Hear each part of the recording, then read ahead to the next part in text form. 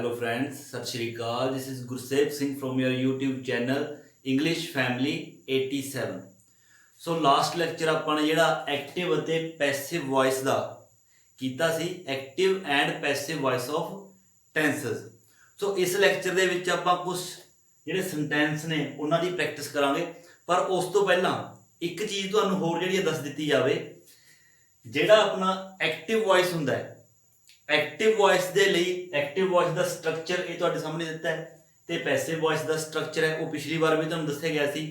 ਜਿਹੜਾ active voice ਹੈ ਉਹਦੇ ਲਈ ਆਪਾਂ ਨੂੰ ਸਬਜੈਕਟ ਪਲਸ ਵਰਬ ਦਾ ਹੋਣਾ ਜ਼ਰੂਰੀ ਹੈ। ਜੇ ਆਬਜੈਕਟ ਨਹੀਂ ਵੀ ਹੈ ਤਾਂ ਕੋਈ ਪ੍ਰੋਬਲਮ ਨਹੀਂ, ਸਬਜੈਕਟ ਤੇ ਵਰਬ ਦਾ ਹੋਣਾ ਜ਼ਰੂਰੀ ਹੈ। ਬਟ ਜਿਹੜਾ ਪੈਸਿਵ ਵੌਇਸ ਹੈ ਉਹਦੇ ਵਿੱਚ ਆਪਾਂ ਨੂੰ ਆਬਜੈਕਟ ਐਂਡ ਵਰਬ ਦਾ ਹੋਣਾ ਜ਼ਰੂਰੀ ਹੈ। ਜੇਕਰ ਸਬਜੈਕਟ ਨਹੀਂ ਵੀ ਹੋਵੇਗਾ ਤਾਂ ਕੋਈ ਪ੍ਰੋਬਲਮ ਨਹੀਂ। ਮਤਲਬ ਐਕਟਿਵ ਵੌਇਸ ਦੇ ਵਿੱਚ ਸਬਜੈਕਟ ਪਲਸ ਵਰਬ ਦਾ ਹੋਣਾ ਜ਼ਰੂਰੀ ਹੈ, ਪੈਸਿਵ ਵੌਇਸ ਦੇ ਵਿੱਚ ਆਬਜੈਕਟ ਪਲਸ ਵਰਬ ਦਾ ਮੇਨ ਵਰਬ ਦਾ ਹੋਣਾ ਜ਼ਰੂਰੀ ਹੈ। ਉਸ ਤੋਂ ਇਲਾਵਾ ਇੱਕ ਚੀਜ਼ ਹੋਰ, ਕਈ ਵਾਰ ਜਿਹੜੇ ਸਟੂਡੈਂਟਸ ਨੇ ਜਦੋਂ ਮਤਲਬ ਉਹਨਾਂ ਨੂੰ ਟਰਾਂਸਲੇਟ ਕਰਨੀ ਪੈਂਦੀ ਹੈ ਪੰਜਾਬੀ ਤੋਂ ਇੰਗਲਿਸ਼, ਤਾਂ ਉਹ ਬਹੁਤ ਕਨਫਿਊਜ਼ਨ ਹੁੰਦੀ ਹੈ ਉਹਨਾਂ ਨੂੰ ਕਿ ਜਿਹੜਾ ਸੈਂਟੈਂਸ ਹੈ ਉਹ ਆਪਾਂ ਐਕਟਿਵ ਵੌਇਸ ਦੇ ਵਿੱਚ ਬਣਾਈਏ ਜਾਂ ਪੈਸਿਵ ਵੌਇਸ ਦੇ ਵਿੱਚ ਬਣਾਈਏ। ਤਾਂ ਉੱਥੇ ਕੀ ਹੈ, ਜਦੋਂ ਤੁਸੀਂ ਤੁਹਾਡੇ ਸਾਹਮਣੇ ਕੋਈ ਪੰਜਾਬੀ ਤੋਂ ਜਾਂ ਤੁਸੀਂ ਪੰਜਾਬੀ ਤੋਂ ਇੰਗਲਿਸ਼ ਦਾ ਜਦੋਂ ਸੈਂਟੈਂਸ ਕਨਵਰਟ ਕਰਦੇ ਹੋ ਪੰਜਾਬੀ ਤੋਂ ਇੰਗਲਿਸ਼, ਤਾਂ ਉੱਥੇ ਜੇਕਰ ਤੁਹਾਨੂੰ ਜਿਹੜਾ ਸਬਜੈਕਟ ਹੈ ਮੇਨ, ਜਿਹੜਾ ਸਬਜੈਕਟ ਤੇ ਮੇਨ ਫੋਕਸ ਹੈ, ਫਿਰ ਤਾਂ ਤੁਸੀਂ ਐਕਟਿਵ ਵੌਇਸ ਬਣਾਓਗੇ। ਜੇਕਰ ਆਬਜੈਕਟ ਨੂੰ ਮੇਨ ਰੱਖਿਆ ਗਿਆ ਤਾਂ ਪੈਸਿਵ ਵੌਇਸ ਬਣਾਓਗੇ।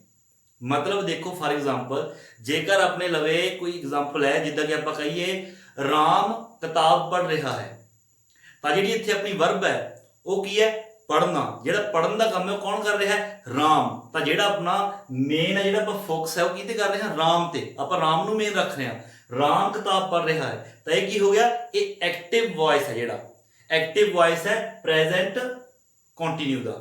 ਦੂਸਰਾ, ਜੇਕਰ ਆਪਾਂ ਕਹੀਏ ਕਿਤਾਬ ਰਾਮ ਦੁਆਰਾ ਪੜ੍ਹੀ ਜਾ ਰਹੀ ਹੈ, ਤਾਂ ਇੱਥੇ ਜਿਹੜਾ ਆਪਾਂ ਮੇਨ ਰੱਖ ਰਹੇ ਹਾਂ ਉਹ ਕਿਸ ਨੂੰ ਰੱਖ ਰਹੇ ਹਾਂ, ਕਿਤਾਬ ਨੂੰ। ਤੇ ਕਿਤਾਬ ਕੀ ਹੈ, ਕਿਤਾਬ ਹੈ ਆਪਣਾ ਆਬਜੈਕਟ। ਠੀਕ ਹੈ ਨਾ।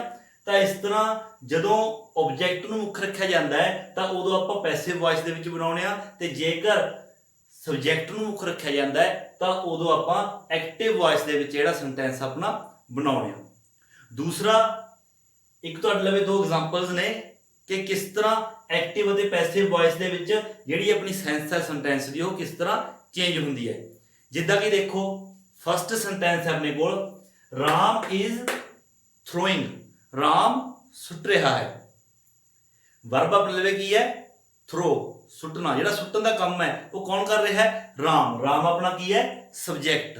ਤਾਂ ਇਸ ਤਰ੍ਹਾਂ ਰਾਮ ਇਜ਼ ਥਰੋਇੰਗ ਇਹ ਆਪਣਾ ਕੀ ਹੈ, ਐਕਟਿਵ ਵੌਇਸ ਹੈ। ਐਕਟਿਵ ਵੌਇਸ ਤੇ ਕਿਹੜੇ ਆਪਣੇ ਟੈਂਸ ਹੈ ਇਹ, ਪ੍ਰੈਜ਼ੈਂਟ ਕੰਟੀਨਿਊ। ਇੱਥੇ ਆਪਾਂ ਨੂੰ ਕੋਈ ਆਬਜੈਕਟ ਨਹੀਂ ਦਿੱਤਾ ਹੋਇਆ। ਤਾਂ ਇਸ ਤਰ੍ਹਾਂ ਆਪਾਂ ਇਸ ਸੈਂਟੈਂਸ ਦਾ ਜਿਹੜਾ ਐਕਟਿਵ ਤੋਂ ਹੁਣ ਆਪਾਂ ਇਸ ਦਾ ਵੌਇਸ ਹੈ ਨਹੀਂ ਬਣਾ ਸਕਦੇ। ਜੇਕਰ ਆਪਾਂ ਇਸ ਦਾ ਪੈਸਿਵ ਵੌਇਸ ਦੇ ਵਿੱਚ ਆਪਾਂ ਇਸ ਸੈਂਟੈਂਸ ਨੂੰ ਬਣਾਉਣਾ ਹੈ ਤਾਂ ਆਪਣੇ ਕੋਲ ਆਬਜੈਕਟ ਦਾ ਹੋਣਾ ਜ਼ਰੂਰੀ ਹੈ। ਤਾਂ ਜੇਕਰ ਆਪਾਂ ਕਹੀਏ Ram is throwing a stone, ਤਾਂ ਆਪਣੇ ਲਈ ਇੱਥੇ ਆਬਜੈਕਟ ਆ ਗਿਆ। ਤਾਂ ਹੁਣ ਆਪਾਂ ਇਸ ਦਾ ਪੈਸਿਵ ਵੌਇਸ ਹੈ ਜਿਹੜਾ ਬਣਾ ਸਕਦੇ ਹਾਂ।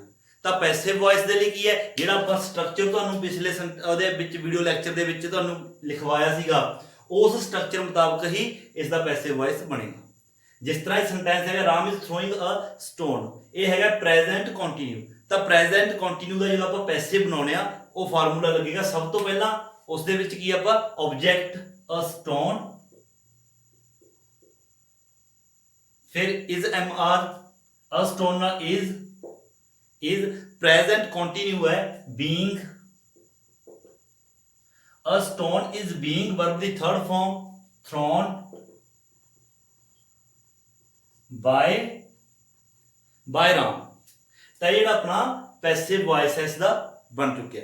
ਅਗਲੀ ਐਗਜ਼ਾਮਪਲ ਦੇਖੋ, ਅਗਲੀ ਐਗਜ਼ਾਮਪਲ ਹੈਗੀ ਹੈ ਰਾਮ ਇਜ਼ ਬੀਇੰਗ ਸੈਂਟ। ਇਹ ਜਿਹੜਾ ਆਪਣਾ ਹੈਗਾ ਹੈ, ਦੇਖੋ ਸੈਂਟ, ਸੈਂਟ ਕੀ, ਭੇਜਣਾ।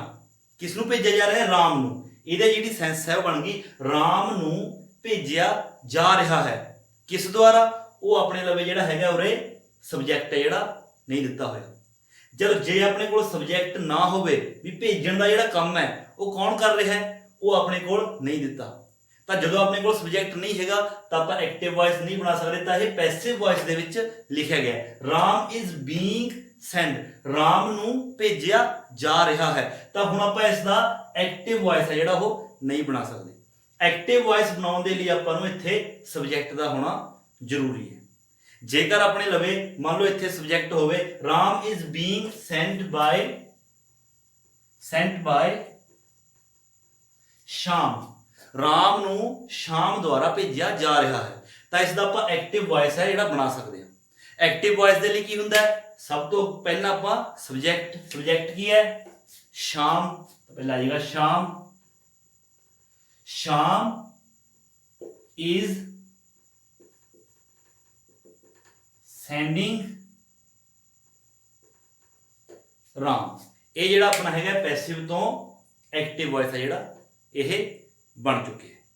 ਸੋ ਇਸ ਤਰ੍ਹਾਂ ਪ੍ਰੈਕਟਿਸ ਹੈ ਜਿਹੜੀ ਉਹ ਬਹੁਤ ਜ਼ਰੂਰੀ ਹੈ। ਜਿੰਨੀ ਜ਼ਿਆਦਾ ਤੁਸੀਂ ਇਸ ਦੀ ਪ੍ਰੈਕਟਿਸ ਕਰੋਗੇ ਉਨਾ ਹੀ ਇਹ ਟੌਪਿਕ ਹੈ ਤੁਹਾਨੂੰ ਕਲੀਅਰ ਹੁੰਦਾ ਜਾਏਗਾ।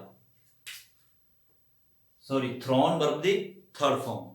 ਸੋ ਜ਼ਿਆਦਾ ਤੋਂ ਜ਼ਿਆਦਾ ਪ੍ਰੈਕਟਿਸ ਕਰੋ ਤਾਂ ਕਿ ਤੁਹਾਡੀ ਜਿਹੜੀ ਇਹ ਟੌਪਿਕ ਤੇ ਪਕੜ ਹੈ ਜਿਹੜੀ ਉਨੀ ਜ਼ਿਆਦਾ ਮਜ਼ਬੂਤ ਹੋਵੇ। ਇਸ ਤੋਂ ਇਲਾਵਾ ਆਪਣੇ ਲਵੇ ਕੁਝ ਹੋਰ ਐਗਜ਼ਾਮਪਲਸ ਨੇ ਜਿਹੜੀਆਂ ਆਪਾਂ ਐਕਟਿਵ ਤੋਂ ਪੈਸਿਵ ਹੈ ਜਿਹੜੀ ਉਹਨਾਂ ਨੂੰ ਬਣਾਵਾਂਗੇ।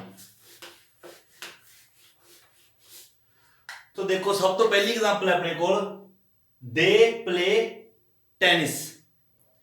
प्रेजेंट इंडेफिनिट ਦਾ ਆਪਣੇ ਲਵੇ ਇਹ ਆਪਣੇ ਸੈਂਟੈਂਸ ਹੈ ਤੇ ਇਸ ਨੂੰ ਆਪਾਂ ਜਦੋਂ ਪੈਸਿਵ ਵੌਇਸ ਦੇ ਵਿੱਚ ਕਨਵਰਟ ਕਰਾਂਗੇ ਤਾਂ ਜਿਹੜਾ ਤੁਹਾਨੂੰ ਚਾਰਟ ਲਿਖਵਾਇਆ ਹੈ ਉਸ ਚਾਰਟ ਦੇ ਮੁਤਾਬਕ ਹੀ ਜਿਸ ਕੈਟਾਗਰੀ ਦਾ ਸੈਂਟੈਂਸ ਹੋਵੇਗਾ ਉਸ ਦੇ ਸਾਹਮਣੇ ਵਾਲਾ ਹੀ ਜਿਹੜਾ ਹੈਗਾ ਆਪਣਾ ਪੈਸਿਵ ਵੌਇਸ ਦਾ ਜਿਹੜਾ ਸਟਰਕਚਰ ਹੈ ਉਹ ਅਪਲਾਈ ਹੋਵੇਗਾ।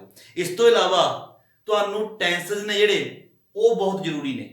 ਜੇਕਰ ਕਿਸੇ ਨੂੰ ਟੈਂਸਸ ਨਹੀਂ ਆਉਂਦੇ ਤਾਂ ਟੈਂਸਸ ਦੇ ਜਿਹੜੇ ਵੀਡੀਓਜ਼ ਨੇ ਉਹ ਬਹੁਤ ਜਲਦੀ ਅਪਲੋਡ ਕਰ ਦਿੱਤੇ ਜਾਣਗੇ ਤਾਂ ਕਿ ਤੁਸੀਂ ਚੰਗੀ ਤਰ੍ਹਾਂ ਜਿਹੜੇ ਟੈਂਸਸ ਨੇ ਉਹਨਾਂ ਨੂੰ ਸਿੱਖ ਸਕੋ। ਸੋ ਦੇਖਦੇ ਹਾਂ ਫਸਟ ਸੈਂਟੈਂਸ ਦੇ ਪਲੇ ਟੈਨਿਸ। ਪ੍ਰੈਜ਼ੈਂਟ ਇੰਡੈਫੀਨਿਟ ਦਾ ਟੈਂਸ ਹੈ। ਸੋ ਸਭ ਤੋਂ ਪਹਿਲਾਂ ਆਬਜੈਕਟ ਟੈਨਿਸ। ਪ੍ਰੈਜ਼ੈਂਟ ਇੰਡੈਫੀਨਿਟ ਦੇ ਵਿੱਚ ਜਿਹੜਾ ਆਪਣਾ ਫਾਰਮੂਲਾ ਆਪਾਂ ਅਪਲਾਈ ਕਰਦੇ ਆ ਉਹਦੇ ਵਿੱਚ ਪੈਸਿਵ ਵੌਇਸ ਦੇ ਵਿੱਚ ਜਿਹੜਾ ਹੈਲਪਿੰਗ ਵਰਬ ਹੈ is mr plus verb the third farm. ਸੋ ਟੈਂਸਸ ਨਾਲ is tennis is verb the third form played by they the them। Second example they do not play tennis। ਇਹ ਵੀ ਆਪਣੇ ਲਵੇ ਪ੍ਰੈਜ਼ੈਂਟ ਇੰਡੈਫੀਨਿਟ ਦਾ ਹੀ sentence ਹੈ negative category ਦਾ। ਇਹ negative sentence ਹੈ। ਜਦੋਂ negative sentence ਬਣਾਉਣੇ ਆ ਤਾਂ ਉਸ ਦੇ ਵਿੱਚ ਕੀ ਹੈ ਜਿਹੜਾ ਨੋਟ ਆਪਾਂ ਆਫਟਰ ਹੈਲਪਿੰਗ ਵਰਬ ਹੈ ਜਿਹੜਾ ਨੋਟ ਯੂਜ਼ ਕਰਦੇ ਆ। ਸੋ ਪਹਿਲਾ ਟੈਨਿਸ ਇਜ਼ ਨੈਗੇਟਿਵ ਹੈ ਤਾਂ not tennis is not verb ਦੀ third form played by them। ਅਗਲਾ sentence she will do my work। Future indefinite ਦਾ ਸੈਂਟੈਂਸ ਹੈ my work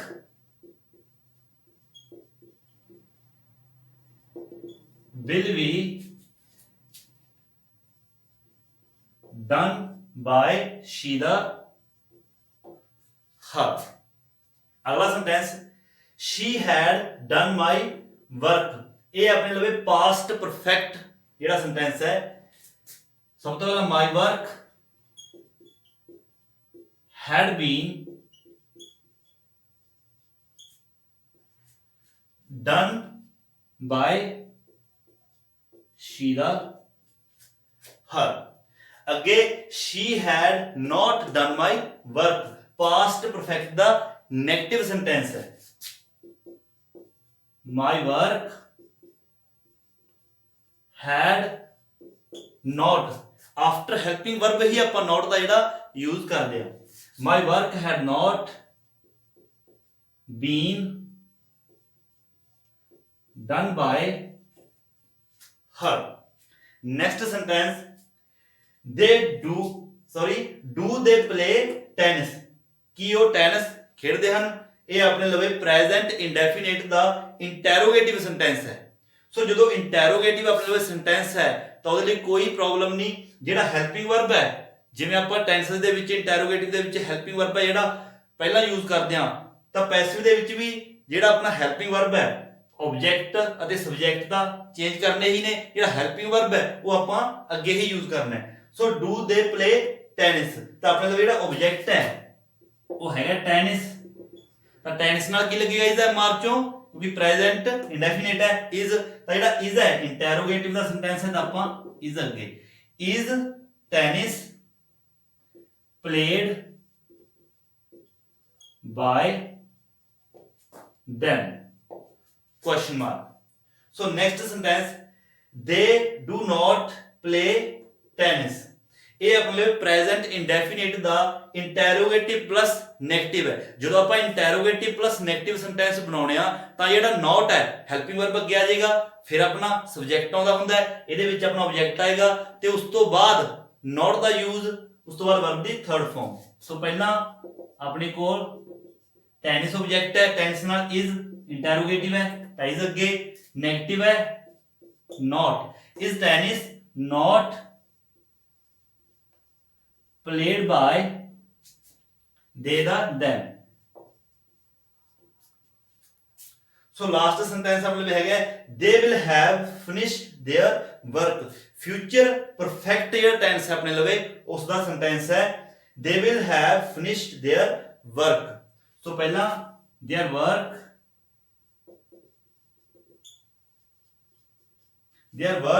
will have been